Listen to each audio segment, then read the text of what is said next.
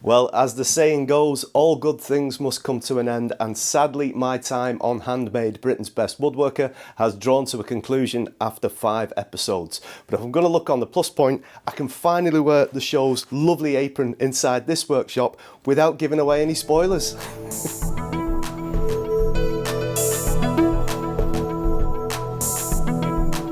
Alright folks, hello again, welcome back to my channel and what will be my final thoughts, reflections looking back on my experiences on Handmade, Britain's Best Woodworker. Unfortunately, it wasn't to be. That I was to leave on episode 5, which was Sculpture Week, and here is my B sculpture. I'm not gonna lie, I was absolutely gutted to be going. I thought I'd maybe just done enough to get over the line, but you know, it was just one of them things. I think though, looking back, if there is a, shall I say, good way to be leaving the show, then I think that's what I managed to achieve. I would have been absolutely devastated if it would have been completely filled with mistakes and I produced a half-hearted attempt to the judges. That would have been an instant, oh no, it's definitely him.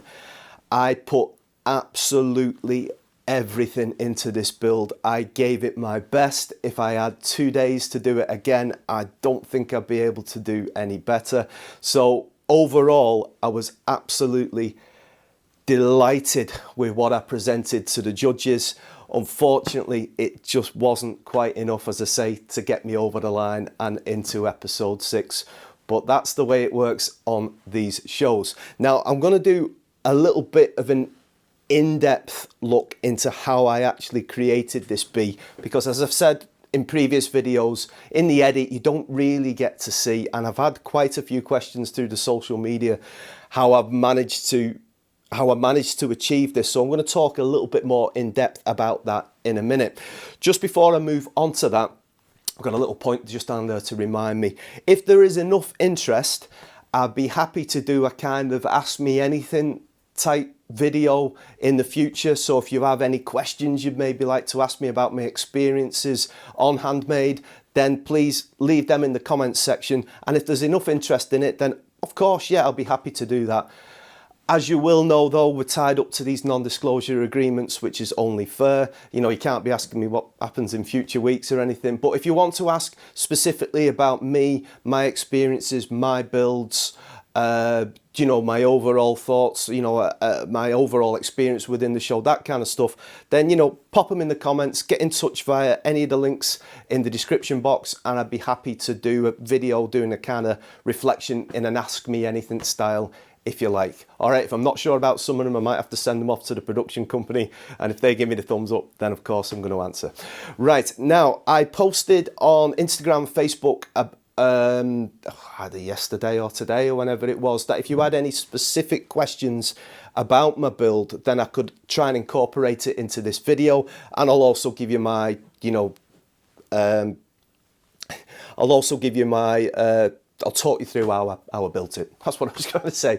But Dean at Woodwork Journey did send me a message before, and I've got it written down here. It says, were you able to safely rough out the bee on the lathe with a chisel, or was it all with a sander and it spanned the lathe as the show suggested? I love how you work around challenges. All right, thanks very much, Dean. And it is a good question because you only really got a tiny snippet of it in the episode, but I'm going to tell you how I did it. Now, in relation to the main body of the bee, I would used walnut and larch to give that lovely dark and light contrast. That's the first thing that I wanted to do. And then I made a circle cutting jig on the bandsaw. So a little pin, and you had it at increments, different sizes, and do the spinny round thing, and then I came up with the circles, which gave me my body roughly shaped out, and then I laminated that with a big dowel going through the middle. Now, my initial plan, once I'd got that shape, was to just take a sander and then kind of shape it around. In discussion with 2 of the technicians, I was looking at the possibility, and they was kind of suggesting the possibility of using the lathe. Now, I have never done wood turning before, for my health and everybody else's safety. And it wasn't something I was prepared to be trying, but what they kind of floated the idea to me was, if we got the actual body spinning on the lathe, and I said, could I use my random orbit sander to then shape it? And although that's something no one's ever really seen anyone do, I was prepared to give it a go. And oh, what a difference that made. It saved me a lot of time, but it also gave me the evenness in the actual shape of the main body. So we got it spinning on the lathe, and then I started at 80 grit and just started shaping the main body how I wanted it to be. And then I just went through the grit. So 80, 120, 180, 240, 400, 800, 1500 up to 3000. So this hasn't got any polish on it, but it was sanded to a polished finish. And when I had that, when that actually started to happen, I could see it unfolding in front of me. I was absolutely over the moon. I was delighted with how it was turning out. And I did the same with the Stinger. So I had like a kind of a cone shape, and I just kept going at it with the random orbit sander until it came to a point, and then at the very end a little bit fell off, and then I had this beautiful pointed shaped cone Stinger. Really happy with that. The head was kind of similar. I had kind of 3 or 4 circles, and then I kind of shaped it, and then I tried to finish it on the belt sander when it went flying off, and Tommy very kindly found it in all the foliage for me, so thankfully I didn't lose that. So that's how I did the main body. Is it unorthodox? It certainly is. Did it work? Yeah, and I keep saying delighted, over the moon. I keep using all these superlatives, but I was so happy with how that turned out. Now the wings, I used plywood, and then I cut out the actual shape of the plywood. And a bit that you didn't see was a technique I've never used before. Not the pyography, I'll come to that in a minute, but the actual shape on the wings, I carved out using a power carver. Now I can't do carving because I can't use a hammer and a chisel. I can try and gouge things out with a chisel, but that's going to look pretty awful, isn't it? But they had these power carvers there, and I didn't even know these things existed. So it was kind of almost like a U or a V shape. And then I sketched out where I wanted them, and then just gently with this power carver carved out these grooves within the wings. And again, I was like, oh, this is really coming together well. And then another technique I've never done, pyography, using the pyography pen. And then I used them to actually darken where I'd done the indentations with the power carver. And again, I was like, that's really, I had this vision in my head of what I wanted to produce, and it was starting to unfold in front of my eyes. That was just incredible. Now, I'm going to disagree with the judges around, they weren't too enamored about the honeycomb frame. I'll disagree with that, because my intention was to use the hexagonal frame, honeycomb shaped, to frame the bee. And it also gave me the opportunity to suspend the bee inside with like fishing line if I had some thinner. So it almost presents that the bee is just hovering in the middle of the hexagonal shape. That was my intention. That's what I produced, and I'm really happy with how that turned out. Okay, as I say, the judges weren't too fussed on the actual framing of it. I'm going to disagree with them on them because I think it worked really well. So those kind of things were a little bit time consuming. The hexagonal shape, that was okay. You see me using the tape technique, and then as it happens sometimes, the tape breaks off, but managed to get the hexagon shape together okay.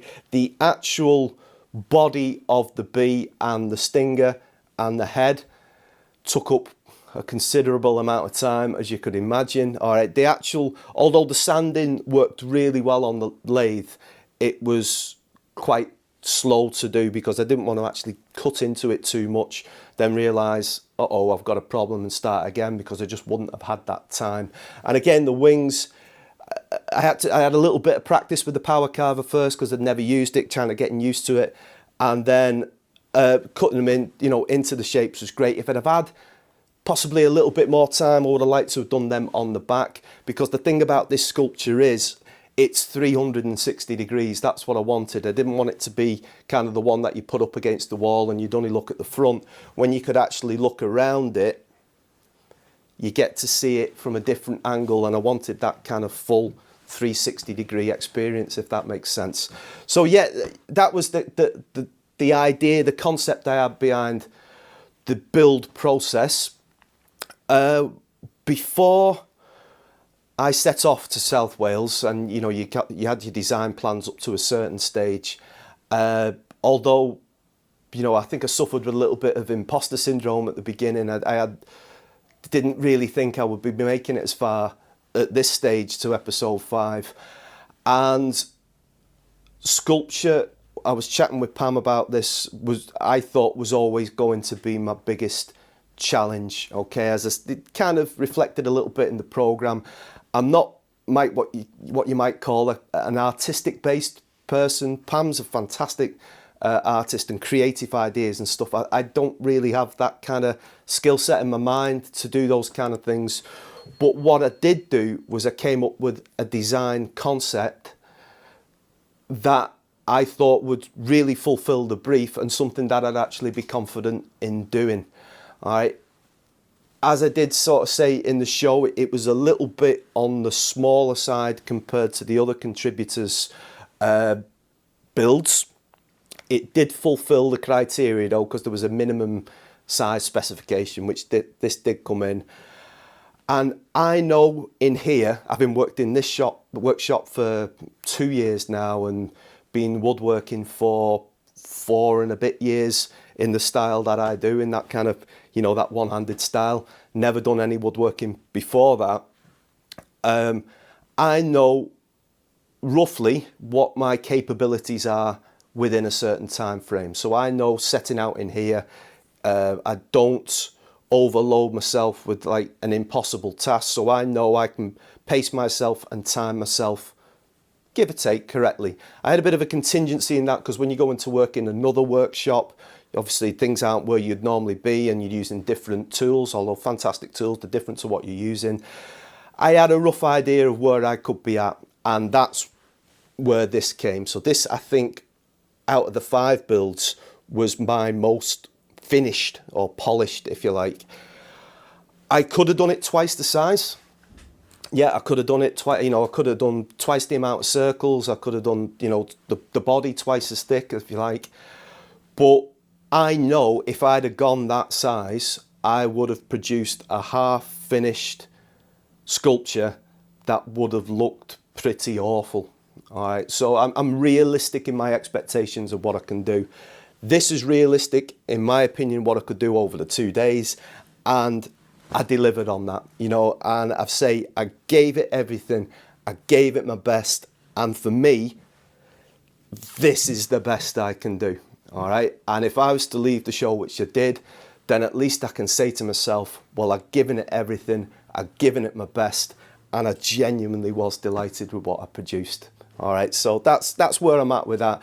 And it wasn't to be, you know, here we go again with the be. It wasn't to be, but, you know, at least I can say, you know, I tried everything, I gave it my best. It just maybe wasn't quite enough. All right, if that makes sense. Now then, I've got a couple of other little bits and pieces I want to talk about before I wrap this video up. In each video I've done, in each reflection I've done, there's people that I've thanked, you know, in terms of, say, Paul and Mike, the sound and personal director, the crew behind it, my fellow contributors.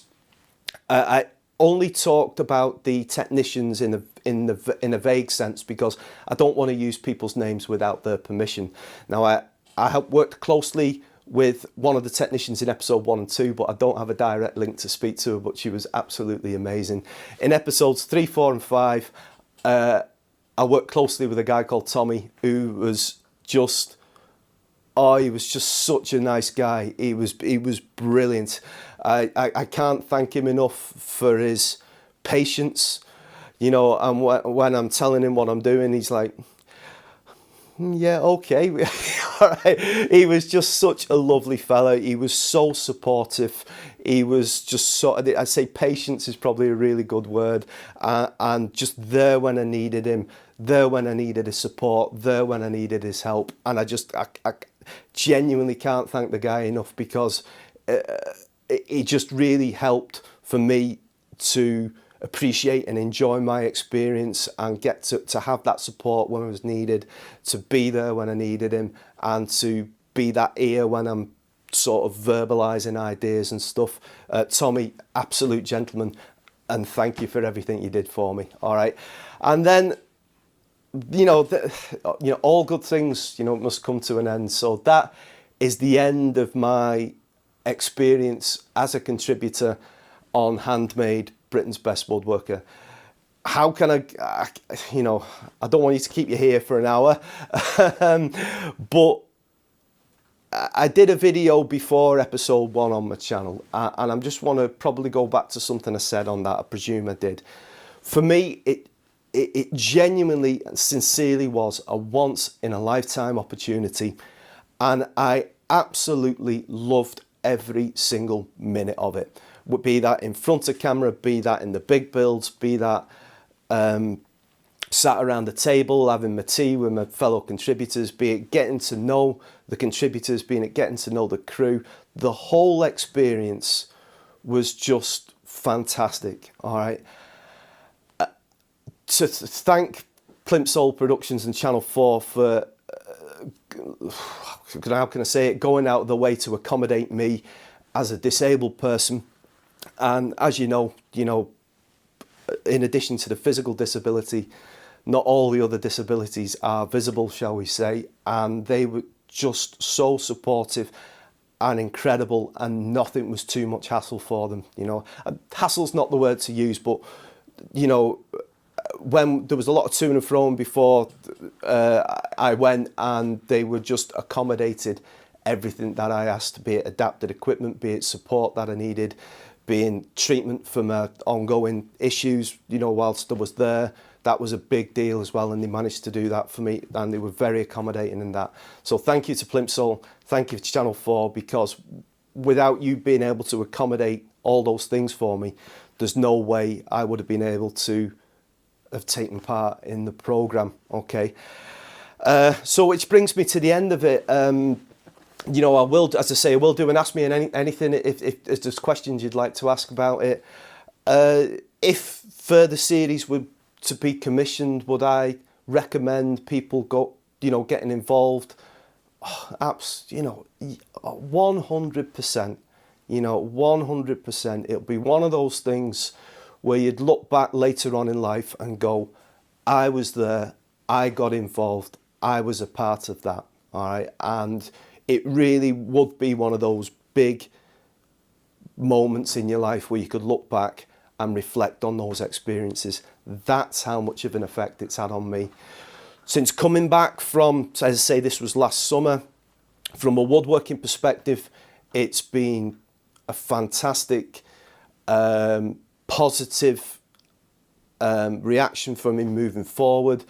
It helped me logistically with things in here, because it helped me shape my mindset onto what I realised was important equipment for me, and things that I decided to change. Since being on the show, I've decided that I don't really need a table saw in here anymore. So the table saw's gone, and that's replaced with the bandsaw, the Laguna, the big one, and also a bandsaw and a track saw setup, as opposed to a table saw. Less square footage in here, that kind of thing. But also, it's just, for me as a one-handed woodworker, that's just a better setup for me, and it's safer as well. There's no getting away from that. So it had a real positive effect on me. As I mentioned imposter syndrome before. One thing I did take away from that is, I'd like to think I was there on merit. It wasn't just, people, might say things like, it's a token gesture, inclusivity and all that kind of thing. If people can look back on the 5 episodes and say I didn't deserve to be there on merit, then unfortunately I'm going to have to disagree with them on that one. I think I consistently performed to a decent standard across the 5 weeks, and I'm very proud, immensely proud of what I managed to achieve within each of the episodes, the standard of the big builds that I did. In relation to the skills challenges, I don't think anyone could not accuse me of not trying. You know, I really did give it 100% in every one of those skills challenges. Fortunate enough to win immunity on one of them with my candelabra, which is up on the bookcase at the back there. But, you know, even though I knew the skills challenges, some of them were going to be very, very difficult for me, it didn't mean I was just going to sit back and only give it 15-20%. You know, I gave it 100%, you know, and, you know, I'm proud of myself for being able to say that I could look back and do that. You know, it's not really like me to talk about this. I'm usually kind of don't really talk myself up in a positive sense if all the time, but you know, looking back on it now, looking back on my experiences there, I gave everything. You know, I left everything.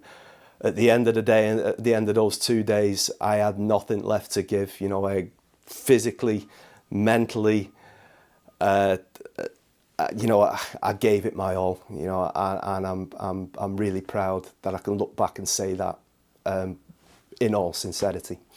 Okay, folks, I'm going to leave it at that one because I've waffled on again for far too long. But thank you so much for your support. Since episode 5 went out on Sunday, God, the social medias have gone, you know, the messages, I'm still trying to get back to people. You know, it's an influx wave, whatever you want to call it. It's been an incredible amount of real goodwill, kindness, kind comments, positivity and stuff, which is, from my perspective, you know, I can't ask for any better than that. It's just incredible, and just I will always look back on my summer down in South Wales on a workshop film set type thing with the fondest of memories. All right, you know, my fellow contributors, what an amazing bunch of people. Great to keep in touch with them, and I still do to this day. And just, yeah, wow, what an experience. I'm going to leave it at that one.